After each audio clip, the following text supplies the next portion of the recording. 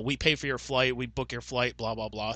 But you got to pay for your own hotel, you got to pay for your own travel arrangements as far as like renting a car, um, Mm. food if unless you eat something at catering, like you're on your own there. Um, it's like, come on, man, like these guys, they're employees. Yeah, and they're busting their ass night in and night out. They probably work harder than, they say that a lot in their promos and shit, but it's actually true that they probably work harder than the average athlete because the average athlete doesn't work, 300 something days in a year. No, like, And at that level of physicality, like you got to give it up for pro wrestlers, dude. I mean, people might look at it and go like, "Oh, that's such bullshit. Like it's just, a male soap opera." And yeah, you know what? You're kind of right. It is. But you know what? You got to give credit to the athleticism and the, the physical ability that's needed to pull that kind of shit off. Like it's not just something some average Joe can do, yeah, despite what backyard wrestling will tell you. yeah. But I mean, it's also in the sense of like you look at like baseball or hockey or football, like there's an off season for teams to Yeah. get better. Like football, there's a bye week for teams to like take a week off to get some rest.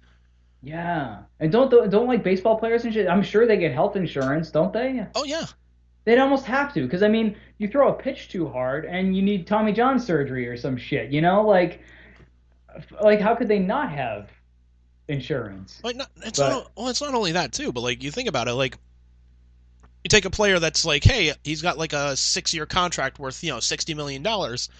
Like a team's essentially invested $10 million a year into this player. Not including like bonuses or signing bonuses or performance bonuses, anything like that. But mhm. they've invested at least $10 million in this guy. I don't know if any of that money's guaranteed, but they're just like, well, fuck, we need to make sure we have some kind of coverage for this guy. Yeah, seriously.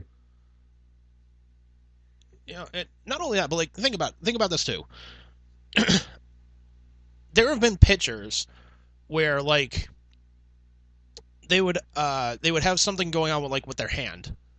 Like, hey, they've got like a blister on their throwing hand, so they're not going to Hmm. be pitching. Like, so what?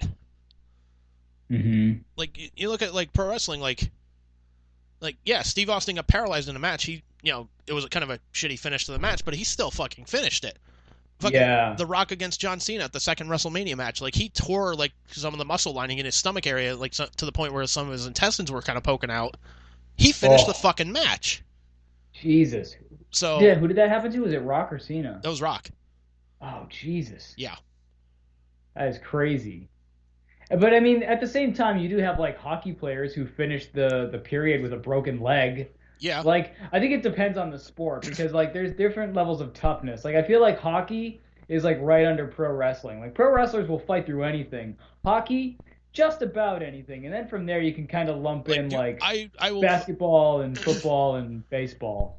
Dude, there was a player for the Dallas Stars. Like, dude went into cardiac arrest on the bench. Like, he skated, like, got off his shift, went on the bench, and just was kind of sitting there for a minute. Then he just kind of slumped over. They were able to bring him back, and like on the stretcher, dude, on the stretcher, he's just like, so when am I going back on the ice? They're like, dude, you're going to the fucking hospital. It's Jesus. like, I mean, it's commendable, fucking badass that is, but it's It's like, crazy. but it's still, it tells me like, all right, well, I mean, this is somebody that needs to learn to put their health first too. It's like, well, okay, shit. Yeah. Like, wake up, like, hey, when am I going back on the ice? Like, dude, you went into cardiac arrest. You're going to the hospital. Like, oh shit, okay. Yeah, seriously. Yeah, man. I feel like there's no breed quite like wrestlers and hockey players. Like those guys will just go through anything. There's got to be a level of insanity there too, a little bit. There has to be. Yeah.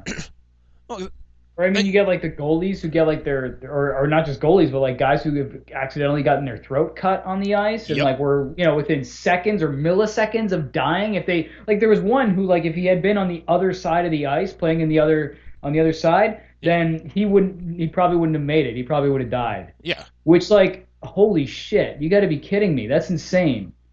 yeah.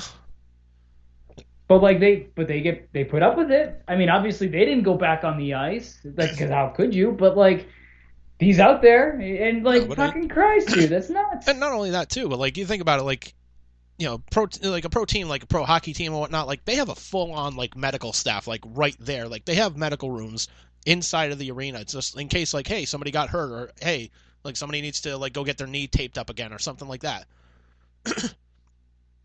Pro wrestling, like you listen to CM Punk's story, they're just like, hey, I've got this big fucking thing on my back. Why don't you cut it open and just drain it out? No, here's a Z pack. Yeah. It's like, fuck.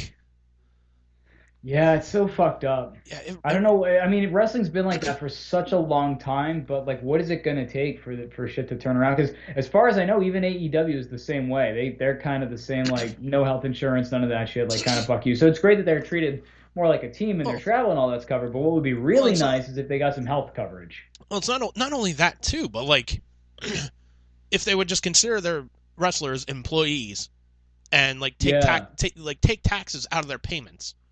So that way they're just yeah. like, hey, look, I can just file the taxes. We're good. I don't have to do anything else. Instead, it's like, well, no, you got to pay quarterly taxes or you got to pay yearly taxes or whatnot. You can file them. You guys got to do that on your own because you're independent contractors. It's like, well, no, not really.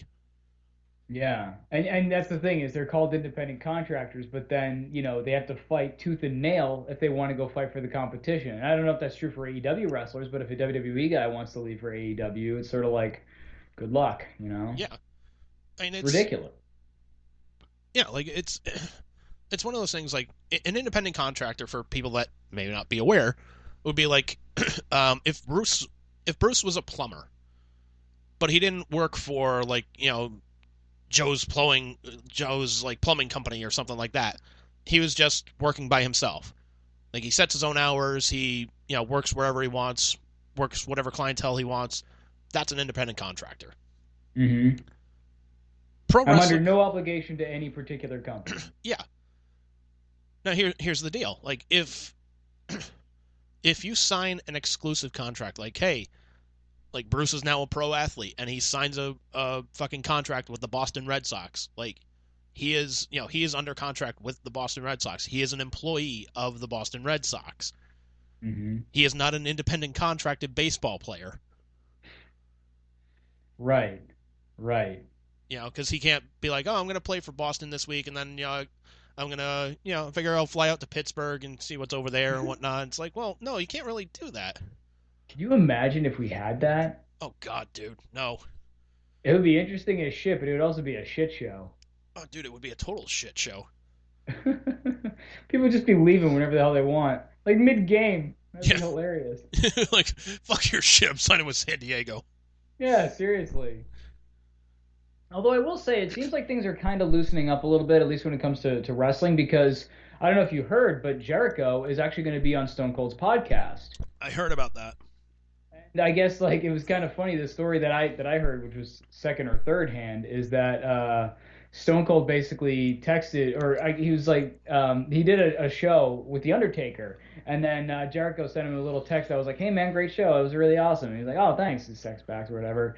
And they started talking, and they were like, "Hey, it would be really cool if you could get on the show." And so Austin's like, "Hey, could I?" He sends a text over to Vince. He's like, "Hey, could I get Jericho to come on the show?" And Vince is like, "Yeah, absolutely." And he's like, "But I've worked with Vince before, and I wanted to make sure." So I sent him another text. "Hey Vince, are you really sure I can bring Jericho on the show?" And he's like, "Yeah, absolutely," or a thumbs up or whatever. So he gave it the green light, which I don't think Vince of like 10, 20 years ago would ever do, honestly. Probably not, because it'd Like be if like, you if you had like back then, if there were podcasts, let's say in the 90s, and you were like, "Hey Vince, we're gonna get, fucking I don't know, Eddie Guerrero, who at the time was in WCW. He's gonna come on and do a podcast with, fucking Hulk Hogan." yeah, It would have not been even like a like, no way. yeah, not even like a podcast. Like even if it was like a sponsored like WWE like radio show, Vince would have Yeah, been like, "No yeah. wait, pal, we're at war." Hell no.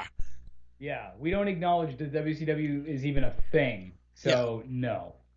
Because I remember they had the belt when like Ric Flair came over and he had the real world's championship and they had to blur it out and they didn't mention like, "Oh, I don't know where he got that belt, but it's definitely not a sanctioned title." It's like, come on, just say it's the WCW title. Just like God's sake, come on. yeah, because It's not like we don't know. That's the thing is you treat the fans like they're idiots when you do shit like that. I mean, it's not only that, but it's like majority of your fans like they were watching WCW and WWE. Right. Like I was mostly a WWE kid when I was growing up, but like Me I too. went to a fucking WCW Monday Nitro taping one time. That's cool. Not really. I don't really remember much of Damn. it. Like, oh, it kind of sucked if I remember. Well, I don't remember it, so it doesn't Yeah, kind of suck. it was WCW, so I don't really remember it, but They have their shining moments. I mean, their cruiserweight stuff was probably the best that they did. Although I really like their War Games stuff. Sting and Flair is a classic. yeah, But for the most part, yeah, I kind of agree. And the Steiners, when they were in WCW, they were incredible. it's Or the Road fat. Warriors. Not that version of the Steiners. Fat. I love how just every once in a while you'll send me something related to that. It'd be like some random video, and then at the end, Scott Steiner just pops up. He's fat. Yeah, it's like it was Winnie the Pooh getting stuck in Rabbit's house again. It's like cut to Scott Steiner. He's fat. Yeah. Oh my god, it's awesome. Pops me every time. Oh, I fucking love it.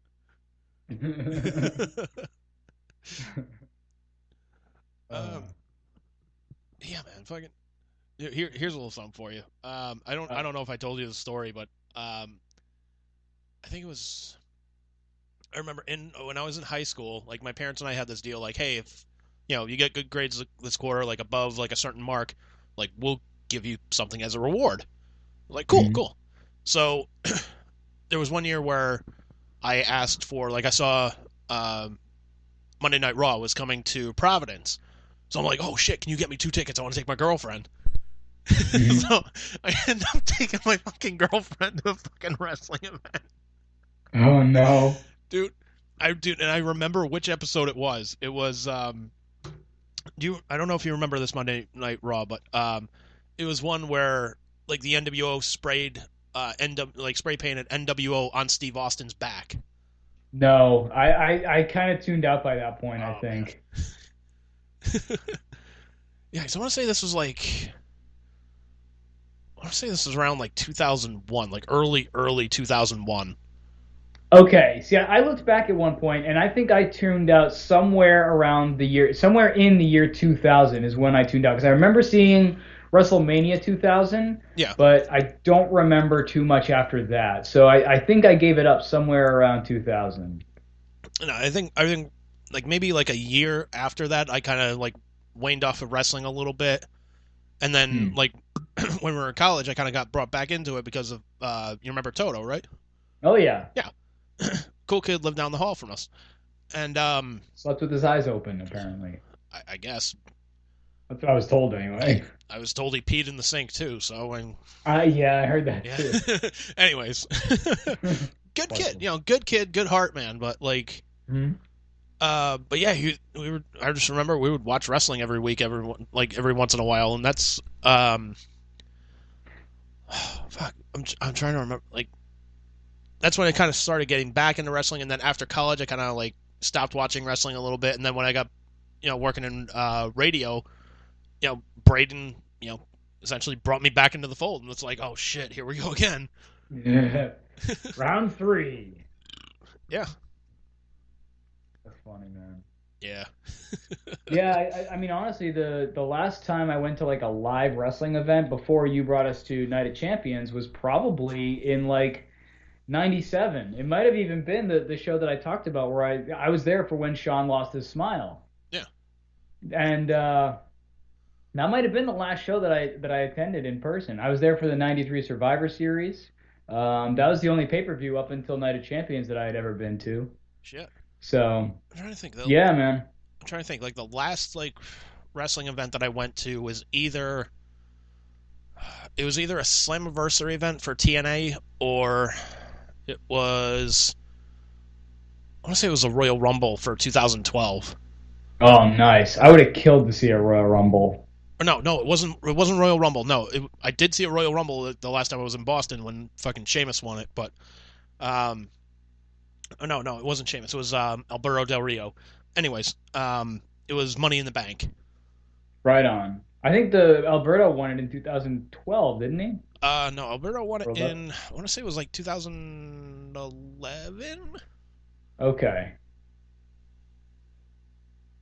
Yeah, it was So like you've been to you've been 2011ish. to like two Rumbles. That's cool, man. Yeah, but Fucking A, dude. yeah, but it was always cool. Like they would always send a wrestler, hey, we're gonna promote this event, and Braden would always manage to like score some tickets off of them. Yeah.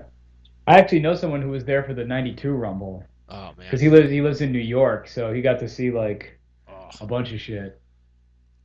Like oddly enough, dude. Like me and my boss, we were talking pro wrestling